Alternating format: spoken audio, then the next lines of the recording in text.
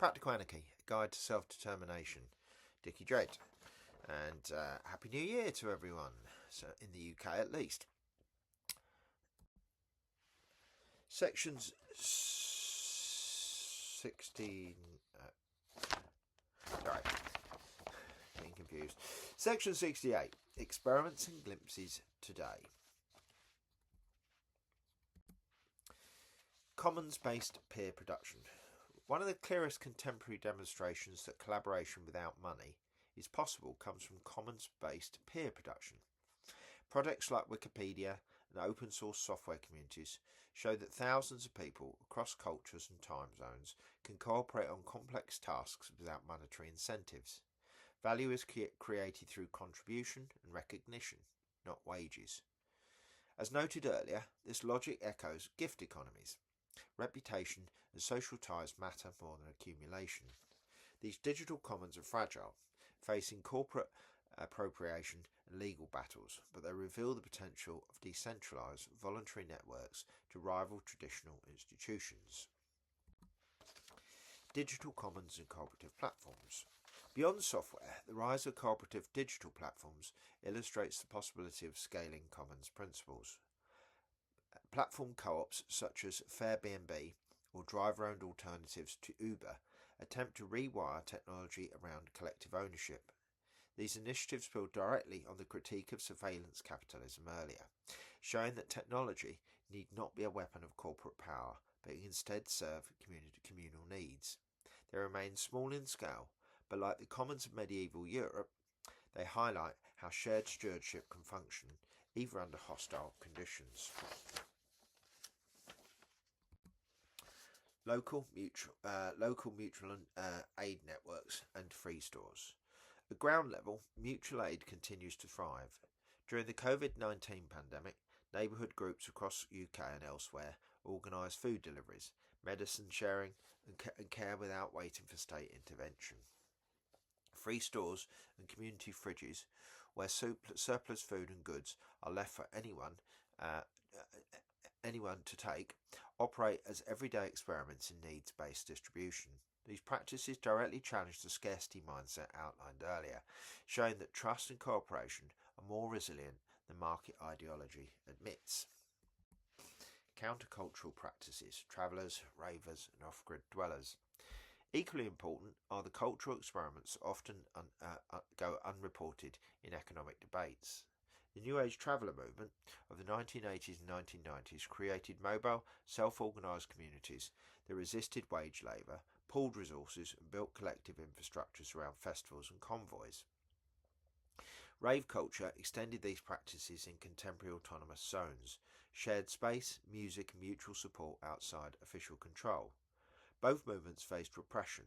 The Criminal Justice and Public Order Act of 1994 targeted gatherings defined by repetitive beats, effectively criminalising free parties and traveller convoys. Off-grid dwellers today encounter planning restrictions, surveillance and police harassment. Modern echoes of the same pattern. These communities are not without problems, but they remain vital demonstrations that alternative ways of living can be practised here and now. Repression of countercultures is not unique in the UK. In the US, the Occupy Wall Street movement of 2011, which experimented with horizontal assemblies and mutual aid camps, was violently dismantled by coordinated police action. Resistance at Standing Rock in 2016, where indigenous groups and allies opposed the Dakota Access Pipeline, offered another glimpse of resource-based cooperation, with communal kitchens, medical tents and education circles. Yet it too was met with militarised policing and surveillance. Black countercultures, from the civil rights era through to present-day Black Lives Matter organising, have repeatedly faced infiltration and disruption by state agencies.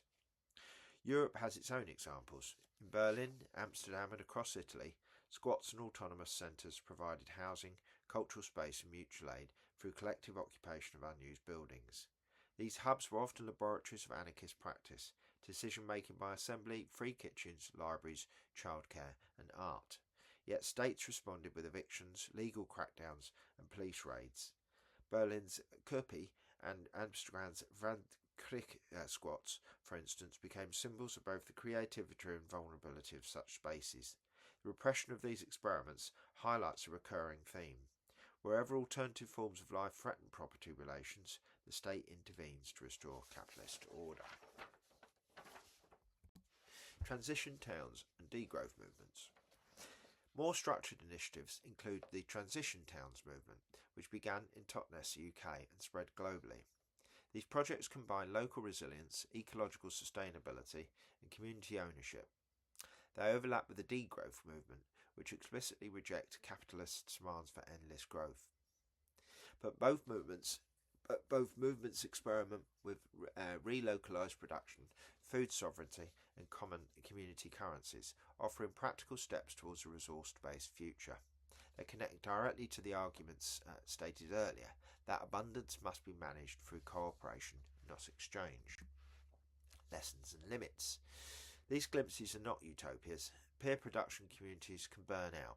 Co-ops face legal pressures, and countercultural experiments are often criminalised or suppressed. Yet, as with the commons seen earlier, their endurance shows that alternative forms of life are not fantasy but lived reality. They expose the lie that money is the only glue that holds societies together, pointing instead to trust, solidarity, and shared stewardship. In the cracks of capitalism, the seeds of resource-based societies are already germinating. Mini conclusion, from glimpses to transformation. The examples surveyed in this section, from digital commons and mutual aid networks to travellers, ravers, squats and transition towns, demonstrate that alternatives to money and the state are not distant dreams but living practices. They persist despite repression, co-option and the psychological weight of capitalist realism. Each glimpse exposes cracks in the facade of inevitability, proving that people can and do organise without markets or hierarchical authority.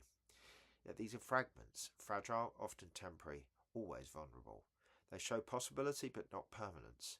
To move beyond glimpses, we must imagine how such practices could scale into a coherent resource-based society, one that overcomes scarcity myths, resists institutional capture, and dismantles the ideological barriers outlined in section 67. This is the task of the following sections. We'll look directly at how we might extend these experiments into a broader model, a world beyond money, beyond the ballot box, and beyond religion's grip on obedience. If the seeds are already sprouting in the cracks, the next step is learning how to cultivate them into a forest. Why money keeps coming back. Attempts to build life without money often stumble, not because human beings cannot cooperate, but because the structures of exchange creep back in through the cracks. As exposed earlier, barter is not the true historical alternative to money. Anthropologists such as Graeber and Mauss showed that barter-only economies rarely existed in practice. Instead, societies relied on credit, gifts and reciprocal obligations. Where barter has been attempted as a substitute for money, it reproduces the same transitional mindset. Every interaction becomes reduced to equivalence and calculation. This explains why modern barter clubs and swap schemes often collapse or drift back towards some form of currency. Markets disguised as freedom. The Silk Road example. In the 2010s, the Silk Road dark web market was heralded by some libertarians as a new realm of unfettered freedom. It bypassed states, operated through encryption, and allowed free exchange between individuals. Yet it depended entirely on Bitcoin, a speculative money system underpinned by extraction of computing power and tied to volatile markets. Far from escaping capitalism, Silk Road reproduced its dynamics: competition, profiteering, and even violent cartels behind supposedly peaceful digital trades. As with the wider crypto bubble discussed earlier, the lesson is that without deeper structural change, money rushes back in under new guises. Green capitalism and ESG as co-option. Today's capitalism rebrands itself through ESG frameworks. ESG metrics are presented as proof that corporations can do good while making profit. In reality, these are instruments of green capitalism, shifting capital flows while preserving shareholder value. Oil companies issue sustainability bonds, tech giants measure carbon footprints, and banks measure ethical portfolios. But exploitation of labour and ecosystems continues largely unchanged. This recalls the arguments earlier. Capitalism survives by putting on new masks. ESG, like earlier forms of corporate social responsibility, is less about transformation than about legitimacy, a way of keeping money central whilst neutralising critique. Why this matters. These examples show why money keeps returning, because barter replicates it, markets reinvent it, and institutions co-opt resistance into new versions of it. Until the structural logic of exchange value is dismantled, alternatives risk being drawn back into its orbit. Earlier sections already showed how abundance can be organised without markets, and how obstacles such as capitalist realism keep us trapped. The persistence of money underlines the scale of the task, creating forms of life resilient enough not only to experiment with the alternatives, but to resist their capture by the very logic that they seek to escape.